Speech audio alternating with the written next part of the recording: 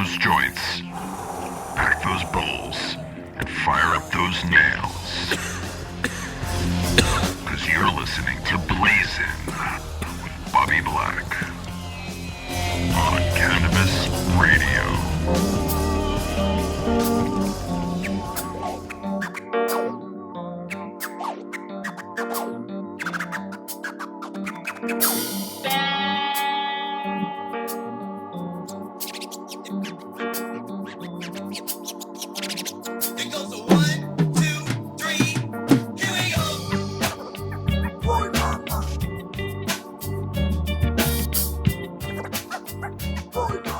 I first met you, it was quite a while ago. I know it was through High Times, but I can't recall the exact circumstances. I think it was right before maybe American Drug War came out.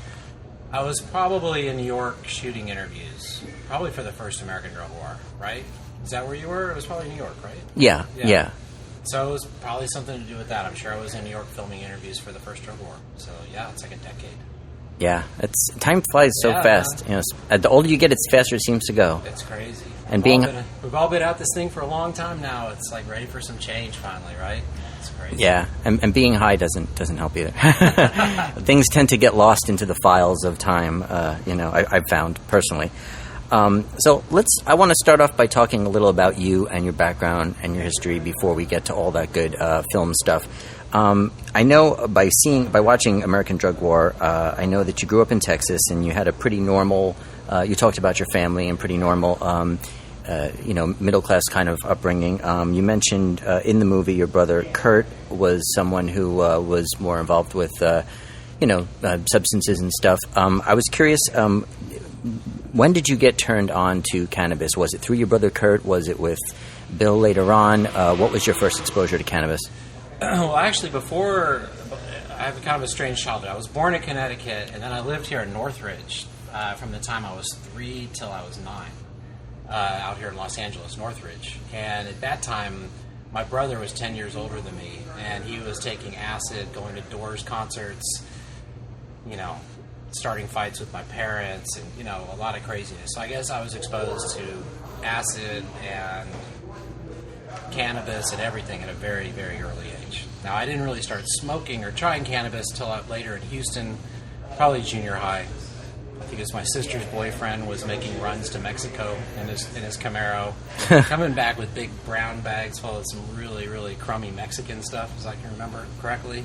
And that's probably when I started smoking. Wow.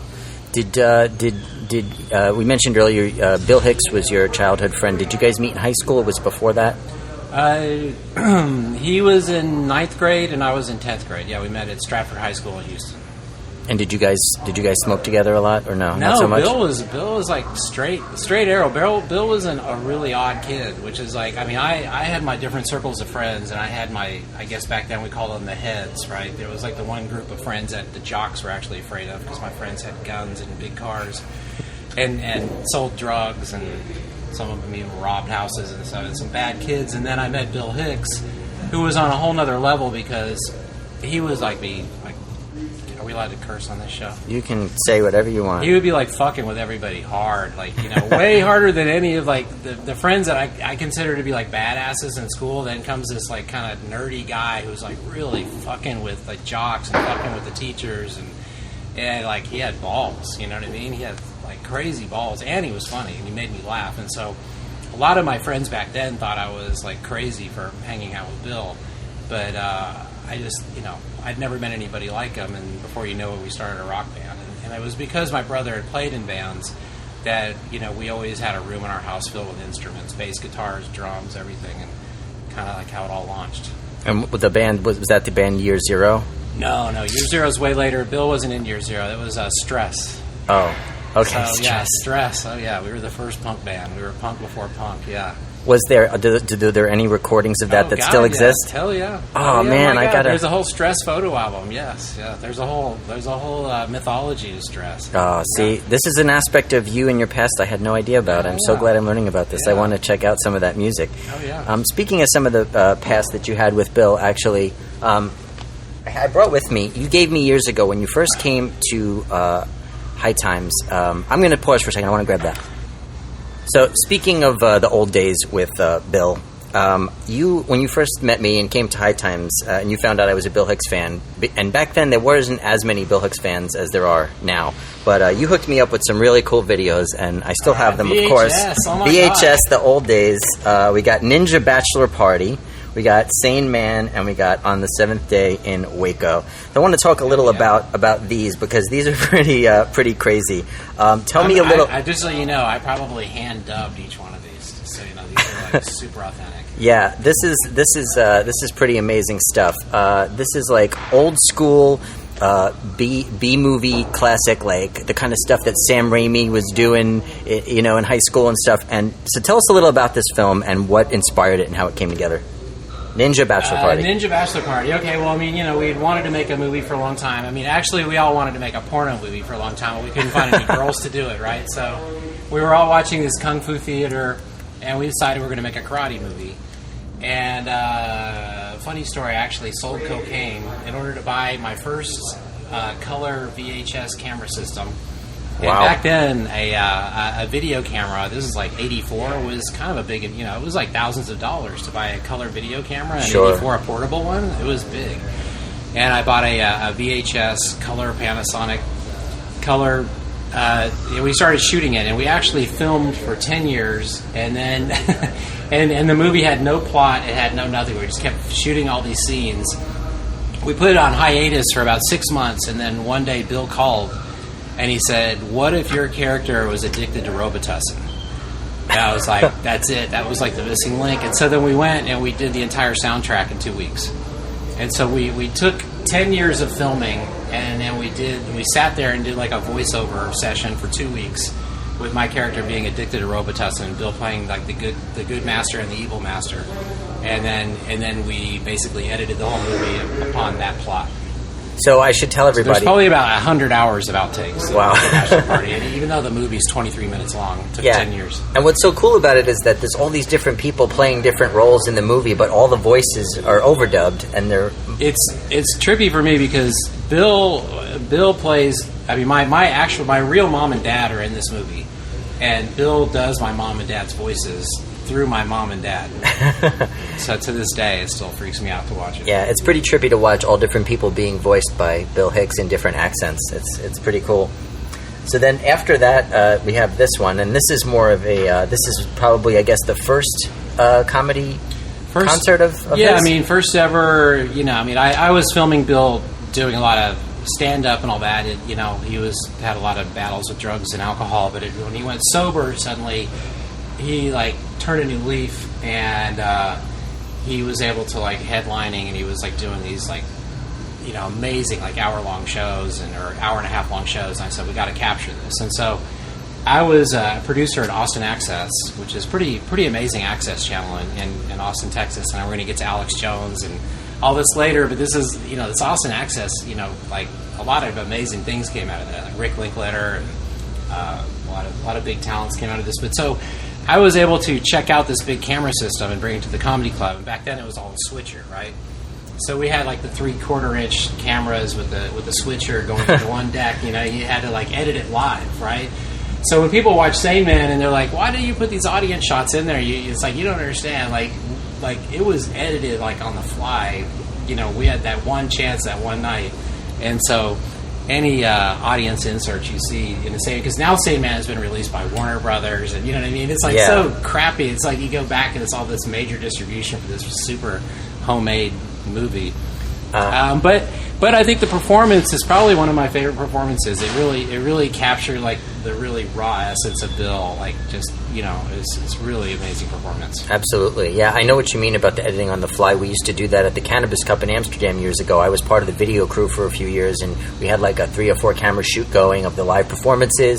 And editor-in-chief Steve Hager, who you might remember from High Times. Yeah, I know Steve. He was the guy directing all the traffic and on the board and doing the live mix, and you get some really beautiful stuff sometimes, and then sometimes you make some missteps and it's like, ooh, there's no going back, right? You got to just cover it with something, right? Yeah. And in that case, you know, you got to cover it with audience shots and all that. And so, you know, it's like it's brutal for me when I go back and I see some of like the negative comments about the movie, like, why did the director put like these audience shots over this? It's like, you know, It was guerrilla. I tried. Yeah, you were just you're just tried. doing it. Yeah, you know.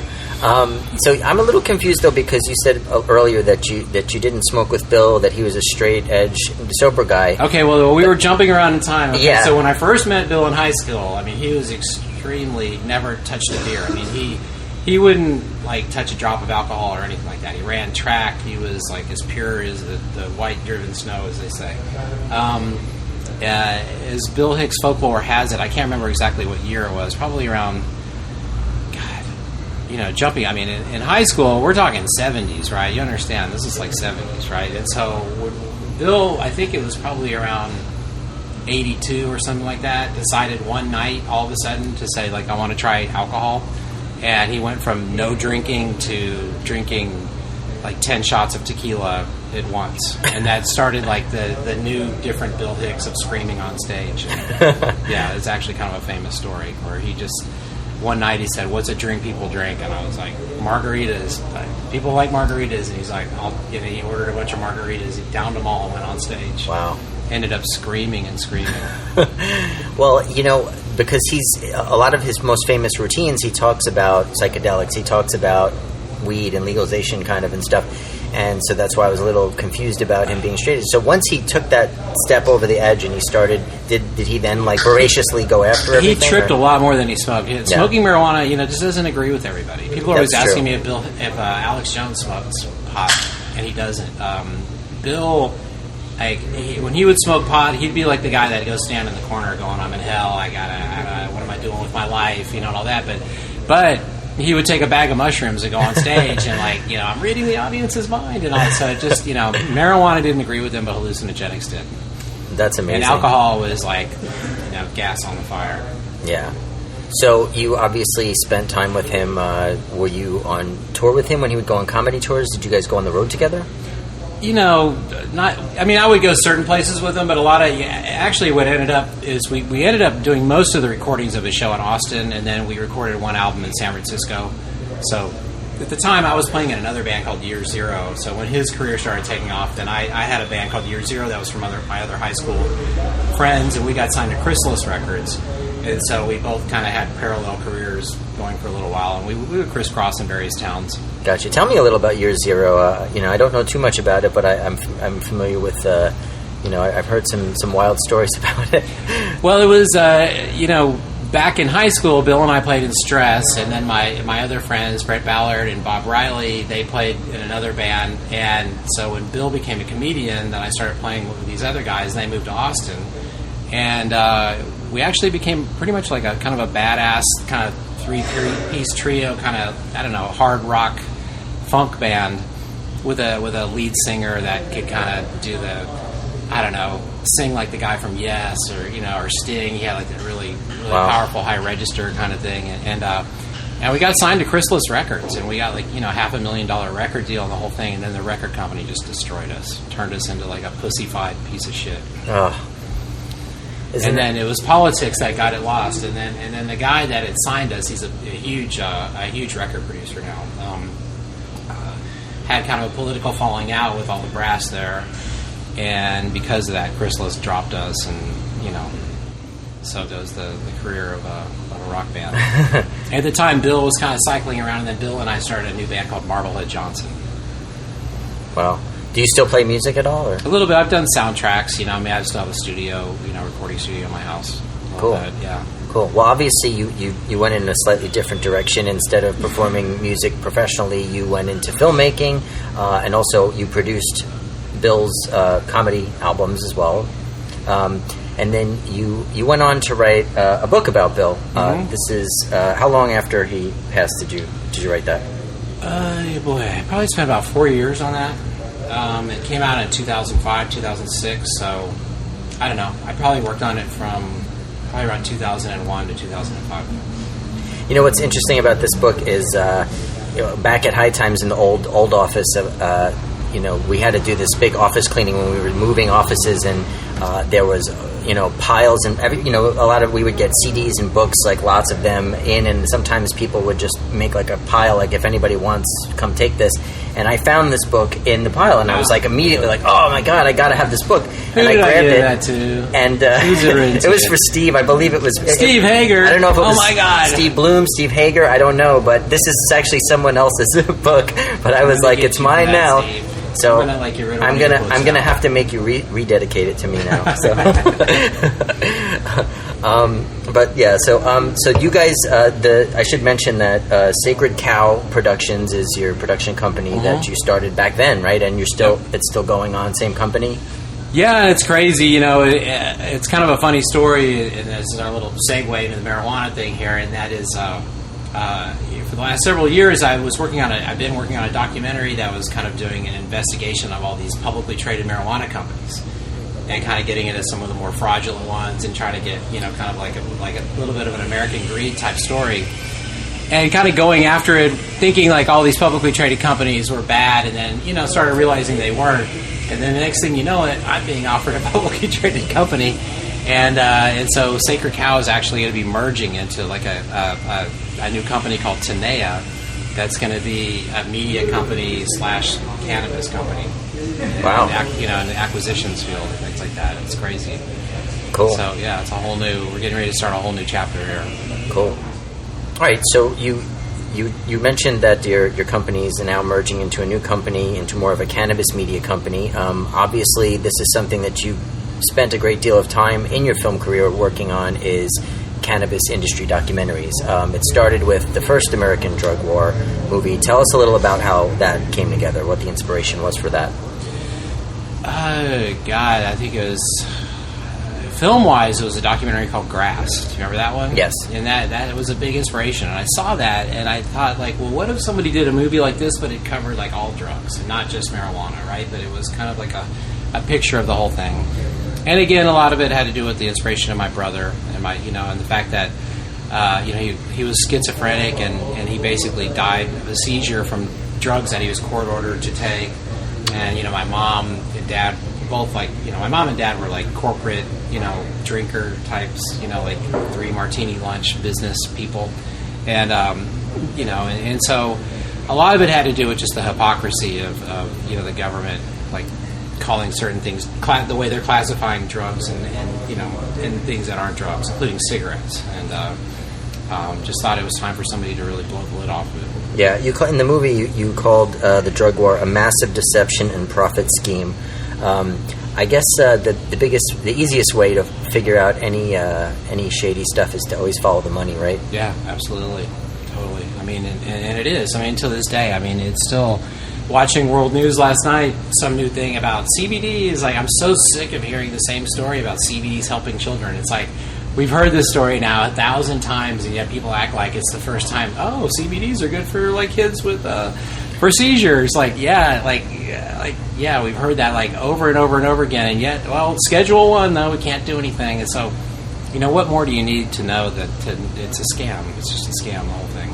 And in American Drug War 2, you did focus a little on children, especially Cash Hyde, the boy who needed cannabis oil to help his was a brain tumor, right? And his family had to break the law and risk all this. It's a crazy story. Yeah, I mean, he was in critical care. He was in a coma in the hospital, and the parents basically were the doctors were telling the parents to plan a funeral. And so they actually were sneaking the Rick Simpson oil into the hospital and injecting it into his feeding tube, unbeknownst to the hospital staff. And all of a sudden, like, the kid pulls out of the coma, and everybody, it's a miracle. And Mike Hyde is like, no, it's cannabis, and none of them wanted to hear that. Yeah, it amazes me that even now, Rick Simpson, who you talk about in your film, Rick Simpson is credited as being one of the first people to discover that cannabis oil, full spectrum cannabis oil, can fight cancer, can help shrink tumors and kill cancer. And at first, when the anecdotal evidence of that was mounting, I know Steve Hager at High Times did an interview with Rick and was a big proponent of disseminating this information. Everybody was saying, oh, well, it's anecdotal and this and that. But there have been studies, and I've seen over the past, 5 to 10 years, there's been a few studies, and there's even videos that show about how it kills and attacks the cells and stuff. And I'm amazed that not one single legitimate like medical organization in the United States has even come out and said, you know what, let's look into this, let's check this out, let's see if there's anything to it. They still go on and on with all this money for cancer research. You would think that they'd be interested in exploring or even looking at something that a lot of people are saying and other countries are saying, hey, this has value, this is legitimate. But it's such a freaking nightmare. I mean, that all this comes down to the money, and I get so sick of it too that it's like someone's dying of cancer. Like, what difference does it make? You know what I mean? I guess that's why. Like right now, like, you know, like I had a dog that died of cancer, and now I have like an older dog, and I'm giving her CBD and oil and all that. It's just a preemptive thing, and it's like, I guess it's different with dogs, but because people don't look at dogs like I do. I look at dogs like people. Not everybody does, but if someone's dying, what fucking difference does it make? Like, what do you have to lose if somebody's dying? Like, I don't get it. We can't allow them to get high, though. We can't. Right, I don't understand high. it. Like, they're gonna die. Like, let's try anything. Let's try everything, right? If this worked for somebody, what is the harm? Well, a lot of it goes to the pharmaceutical industry, of course. Yeah. I mean, they're threatened by cannabis because everybody can grow it and everybody can do it, and there's no way to control it. Even worse than liquor or tobacco or other things, because it grows everywhere, and it's just it was God's gift to us, and that's why everybody's trying to stop it. And now that's why you see some states like New York who are actually passing medical marijuana laws and not allowing the flower. So that, like, you have to take you have to take something that's been processed, so that you have to pay someone for it, and some regulated system, as opposed to just plucking something off the plant at home and enjoying it yourself and not having to pay for it. It's all about the money. And even this thing with CBDs, where you can buy CBDs that come from hemp now, like over the internet and everywhere, but you can't buy CBDs that come from cannabis. But it becomes obvious to me that the CBDs that come from cannabis are way better. I mean, I've tested them and tried them, and having a little bit of THC in there definitely helps. Yeah. But so they're making it to where, like, oh, well, you can have the CBDs that don't work. Like, those are legal, right? But the ones that do work, those are, like, we're not sure about those, right? Yeah. You know? That's what's been referred to as the entourage effect by some people, that, by isolating just the one cannabinoid, it's not as effective as the way nature kind of intended it, which was in conjunction with the other cannabinoids. And just because that's what our whole medical industry comes down to. It's like, if the doctors can't, just because they can't figure it out means, like, it's illegal. You know what I mean? Yeah. It's like, they can't go, well, maybe our technology or like, just our knowledge hasn't caught up to, like, having to understand, like, the complexity of all these cannabinoids and how they work together, and just saying, well, let's take a leap of faith, it works. Instead, it's like we have to be limited by this research that nobody seems to be doing. Yeah, and it's one thing if it was some dangerous substance, but we all know that no one's ever died from cannabis, so it's not like, even if they were to overdose, and there's nothing that's going to, the worst that happens is you have a panic attack and you come down and you're okay, And I know the whole driving thing is like a thing with people, but good God, if I had to choose between being on the freeway with stoned people or drunk people, give me a break. If I'm stoned, I can't even drive 5 miles an hour because I'm too busy looking in the rearview mirror. I'm so paranoid. Yeah, it's ridiculous. Yeah, I think I saw a study. It was quite a few years ago now, but it was in England, and they did a study. They gave people driving tests, sober, on alcohol, and on cannabis, and the people on cannabis scored better than the sober people because they were being careful. Yeah. They were being super careful, right. Because they're checking their rearview mirror every 5 seconds. That's why they're checking their speedometer every 5 seconds. Yeah, I agree. And to the point you just made before about the medical industry, you said in your film, and I thought this was interesting, that Rockefeller was the one who switched the medical community from a plant-based one to a petroleum-based one. And can you elaborate on that a little bit? I don't know that much more about it, but but everything, if you look at how everything in our modern day pharmacopoeia is all petroleum based, right? Basically we're living in a big whale well nightmare right now, right? It's like we're all living in a giant BP spill.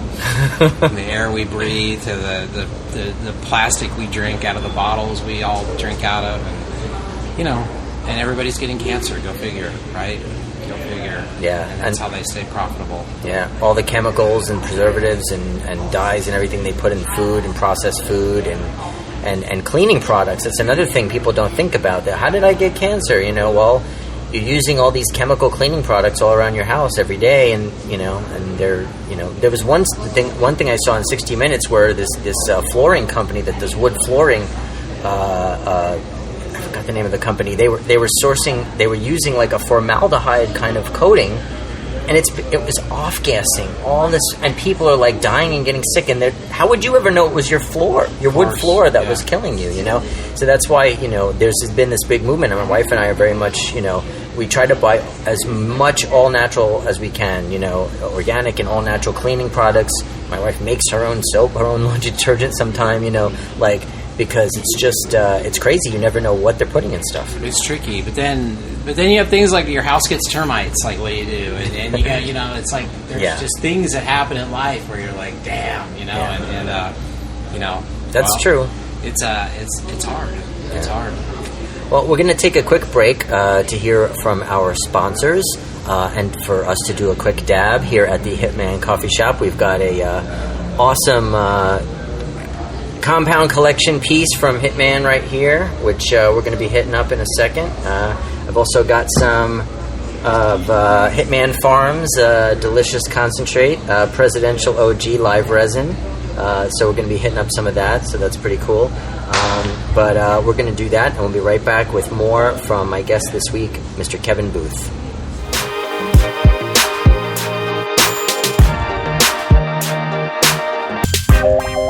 All right, and we are back. This is your host, Bobby Black. We're having a very special edition of Blazin, coming to you live from the Hitman Coffee Shop on the Miracle Mile here in L.A., LA's first cannabis coffee shop, run by Hitman.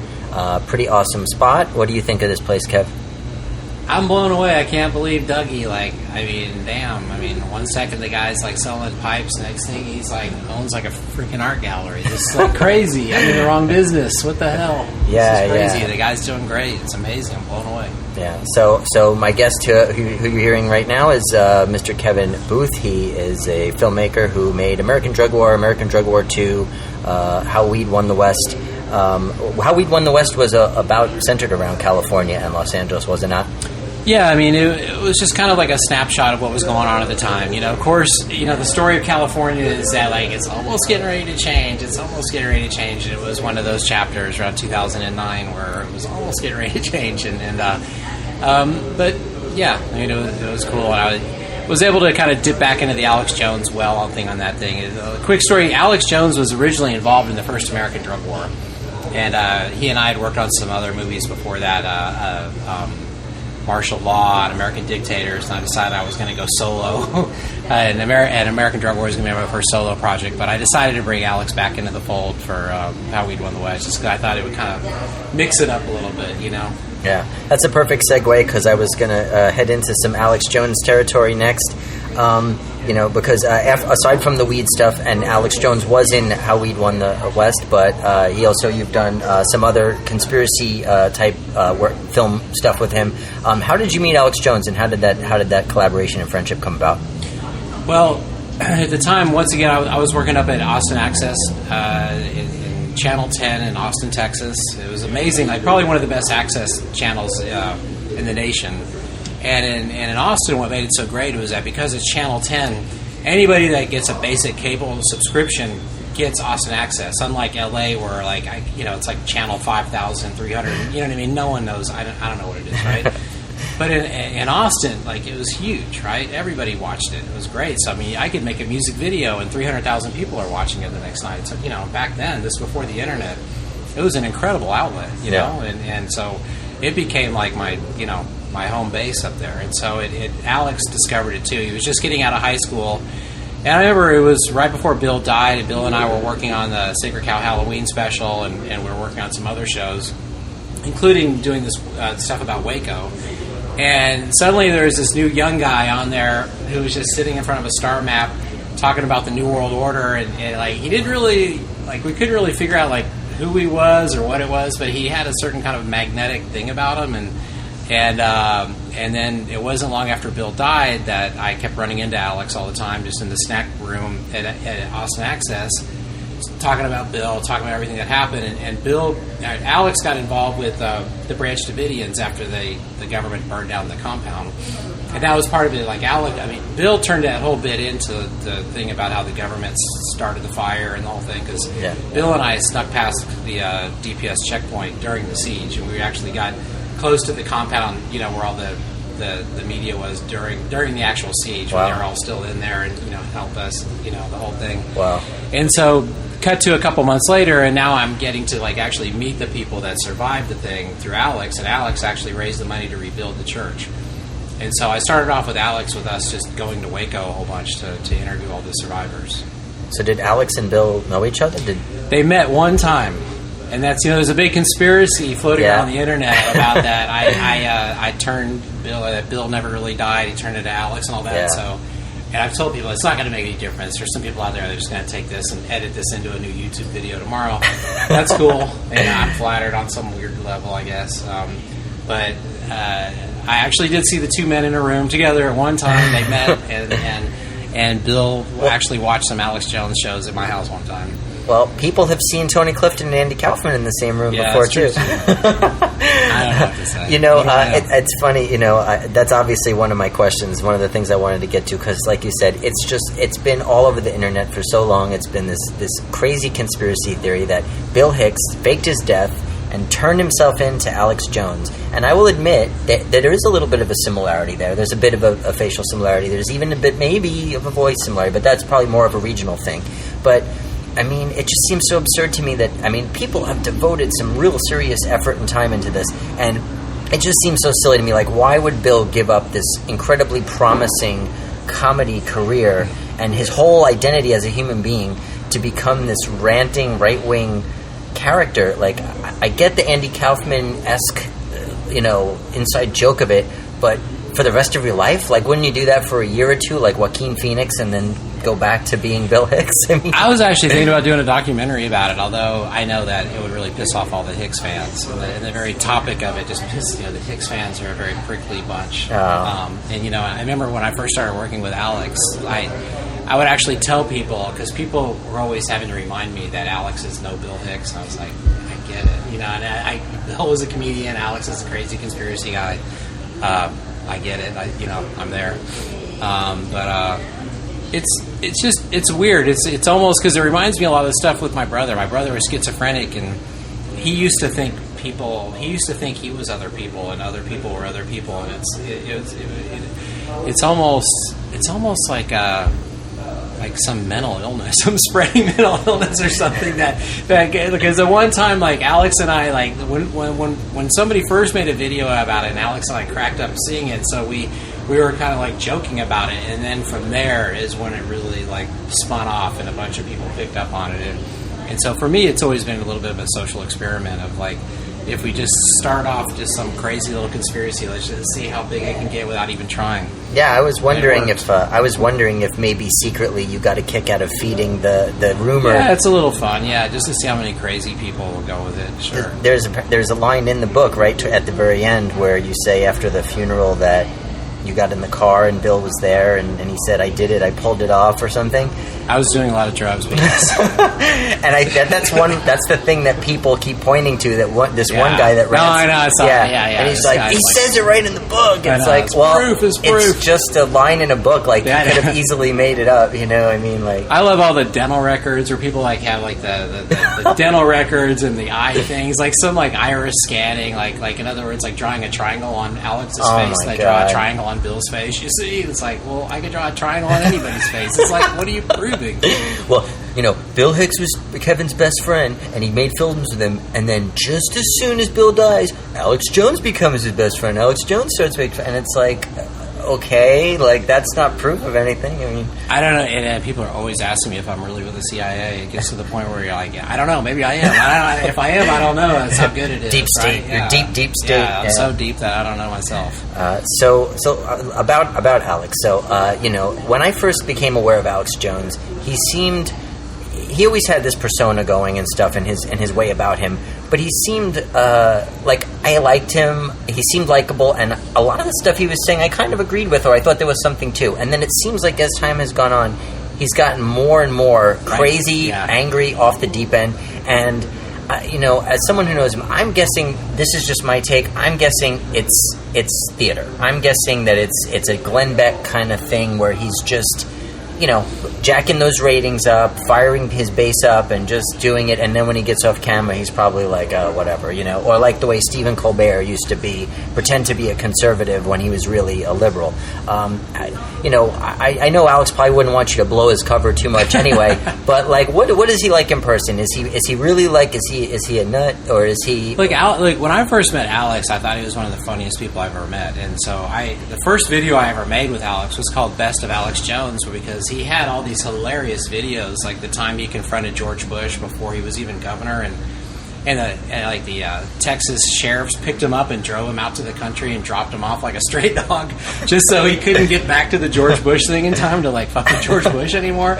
I mean, so that you can't make stuff like that up. He was like, the guy's like killing me. It was like performance artist, and I thought, like, I was always trying to convince Alex, like, I know you're famous on this track right now, but if you just like have a sense of humor about it, you could just be huge. You could be huge. And I don't know. He's decided to go to. He's fighting for the revolution. You know what I mean? So it's like that thing. But do you think he believes apparently, like Christians with guns spend more money on vitamins and DVDs than people who are not Christians without guns. I don't know. I don't know how to understand. But do you think he drank? You think he drank his own Kool-Aid? You think he believes it, or he's just? He believes in what he's saying, but again, he has to fill 5 hours of space every day, right? So when you're having to like tell people the world is coming to an end 5 days a week, you gotta work for it. You gotta have to fill that time. Oh man! But it's not to say, because he just went through this whole like really horrible divorce, and my wife and I were actually good friends with his ex-wife Violet too. We've seen this story from all angles, and so they, Stephen Colbert started imitating him because the thing got out where Alex's lawyers were saying he was a performance artist and none of this was real. But that's not true. I mean, Alex believes in what he's saying, but at the end of the day, I guess why I could be friends with him is that he has a sense of humor about himself. That's important. And he's the kind of guy where he could sit there and go for 5 hours like you see on the radio, and then at the end of the night you go out and get drunk and like have a great time. And he's just like a really funny guy to hang out with. Yeah, I saw a little bit about his divorce in the news, and it came out that they said that he was smoking weed, that he was like into weed. He tries it once in a while. Yeah, I mean they were throwing anything they could at him. I thought maybe he was a secret pothead. No. He drinks, but he's not a secret pothead. No. Yeah. Well, getting back to the pot issue, you mentioned before the tapes were rolling, you were telling me that you had some new projects in the works. I'm assuming something to do with how Sacred Cow is morphing into this new company. Tell me something about some of the new projects you have in the works. Well, one of them is Weed Court, and this is like a show I've been pitching since 2011, and pitched it, and some various people kind of took it and ran with it, and started a different show and it didn't really come out the way that it was ever supposed to, and so we're going to be starting like the official Weed Court show and it was meant to be with a real judge, not a stone judge, but a real judge, and the cases are going to be marijuana cases. And so one thing I like to put out to your audience is that if there's anybody out there that has a dispute, a real dispute, and these are all small claims disputes that involve marijuana, maybe you consigned some pot to a dispensary, maybe you bought some, whatever it is, right?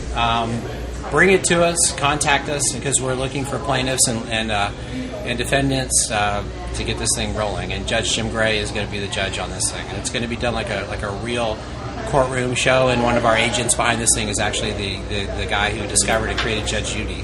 Wow, that's awesome. And Jim Gray, I know, has such a great reputation in the community. Yeah, he's amazing. Yeah. He was also, wasn't he? He was the vice presidential running mate with for a while with Gary Johnson. Yeah. For this last thing. Yeah, for sure. And then and he's on the board of directors of Cannabis Sativa, sure, publicly traded company. Yeah. And then the other thing is like I'm starting a new company called Tenea Acquisitions. And it's going to be rolling out. It's actually going to be a publicly traded company, and it's going to start off as a media company, and then we're going to basically start acquiring cannabis businesses, or we're going to get into like more of the pharmaceutical end of this thing. Okay, cool. So let me ask you, what is your take on? You're a very politically aware guy, obviously. What is your take on the current administration, and where you think things might be going? Obviously, Sessions, doesn't bode well for the cannabis community. Spicer has made some vague, comments about cracking down on a federal level towards the cannabis industry, medical and recreational.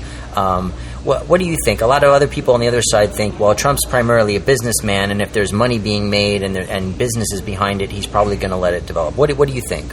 Well, I think he is kind of a states' rights guy, but look, I don't know. I don't know what to think. So I do know with our new company, we're gonna play it safe, and that is like the publicly traded aspect of this company is going to stay in the media realm, and we're going to be careful about the actual product.